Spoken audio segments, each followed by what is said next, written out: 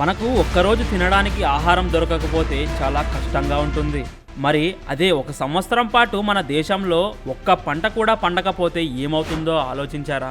ఇది అస్సలు ఊహించలేము. భారతదేశం వ్యవసాయం పైన ఆధారపడిన దేశం. ఒకవేళ ఇలా జరిగితే ఏమవుతుందో ఈ వీడియోలో చూద్దాం. దీని ప్రభావం నేరుగా మన కడుపుపై పడుతుంది. ప్రభుత్వాల వద్ద ఉన్న నిల్వలు కేవలం కొద్ది నెలలకు మాత్రమే సరిపోతాయి. తర్వాత తీవ్రమైన ఆహార కొరత, కూరగాయలు, పప్పులు, అన్నం దేనికి దిక్కు ఉండదు. దేశంలో కరువు వచ్చి ప్రజల ఆకలితో అలమటించే ప్రమాదం ఉంటుంది. ఆహార కొరతకు తోడు ఆహార పదార్థాల ధరలు విపరీతంగా పెరిగిపోతాయి. కేవలం నిత్యావసరాలు కొనడానికి కూడా సామాన్య ప్రజలు లక్షల్లో ఖర్చు చేయవలసి వస్తుంది.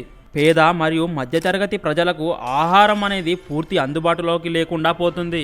దీనినే మనం ధరల విస్ఫోటనం, హైపర్ ఇన్ఫ్లేషన్ అంటాము. పంటలు లేకపోతే దేశ ఆర్థిక వ్యవస్థ నడ్డి విరుగుతుంది. అది ఎలానో మా తర్వాతి వీడియోలో తెలుసుకుందాం. దీని మీద మీ అభిప్రాయం ఏంటో కామెంట్ చేయండి.